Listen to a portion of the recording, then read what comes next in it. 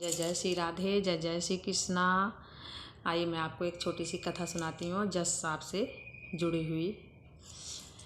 एक वृंदावन में जज साहब रहा करते थे। उन जज साहब को कोई भी जज साहब ही बुलाते थे। संत कोई नहीं कहता था कि संत जी, मतलब पूजा पाठ करते हैं तो पूजा पाठ वालों लोगों को संत ही बोलते हैं, लेकिन नहीं, उनको जज साहब ही बोला जाता था। जज साहब ये, जज साहब ये, जज साहब वो, सारा काम जज साहब ही करके बोला जाता था।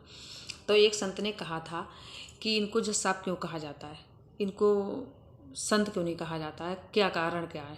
तो किसी ने उनको बताया उनके पीछे की कहानी। एक गांव में गरीब सा एक भोला नाम का व्यक्ति था। केवट चलाता था। तो उसकी तीन बच्चे थे, एक बेटी दो बेटे। तो एक दिन बेटी बड़ी हो गई, सयानी हो गई, तो भोला ने कहा कि चलो बेटी का विवाह कर देते हैं।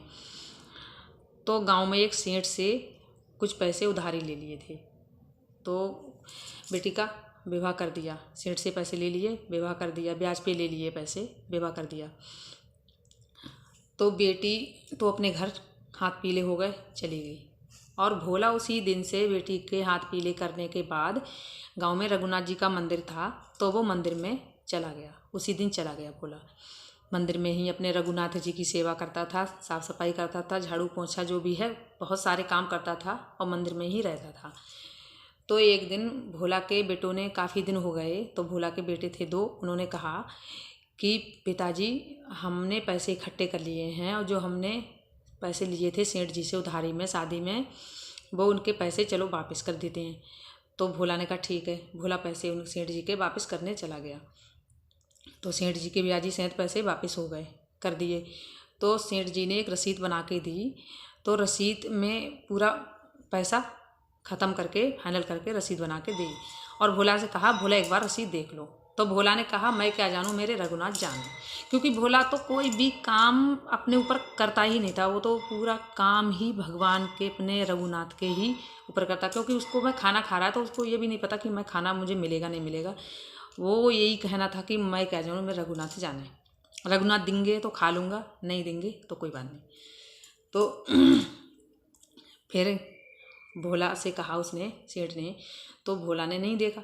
तो सेठ का फिर मन में विचार आया कि क्यों ना दूसरी रसीद बना दी जाए, मेरा इसमें फ़ायदा हो जाएगा। उसको मन में विचार उसके बदल गए। तो उसने कहा कि भोला रसीद देना, इसमें कुछ लिखने को बचा है। भोला ने दे दी, क्योंकि भोला के मन में तो कुछ है ही नहीं। भोला ने दे दी रसीद। तो सेठ ने क्या किया, वो रसीद रख के दूसरी रसीद बनाकर दे दी। भोला ले आए। भोला ने लाकर रसीद अपने रघुनाथ जी के चरणन में रख दी और रघुनाथ जी से कहा कि ये लो आपकी हिसाब किताब की पर्ची। फिर थोड़ी देर रखी और रखने के बाद भोला ने अपनी सेफ जगह में रख दी, उठाकर वहाँ से चरणन में से। अब भाई थोड़े दिन के बाद क्या हुआ कि भोला ने उधारी का पैसा फिर से मांगना शुरू कर दिया। तो सेठ जी ने मांगना शुरू कर दिया। अब जब भोला को पता लगा तो भोला ने कहा कि मैं तो पैसा दे चुका हूँ सारा सेठ जी का। अब भाई भोला को तो बहुत ही ज़्यादा दुख, गरीब था, सीधा नेक आदमी था, तो उसको बहुत ज़्यादा दुख हुआ।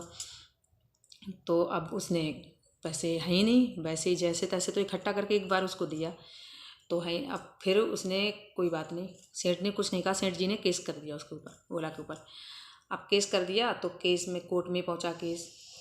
तो अब मैं आप लोगों को एक बात बताती हूँ। अब मैं, ये वीडियो मेरी फर्स्ट में हो गई, अब दूसरी वीडियो मेरी जाएगी सेकंड में।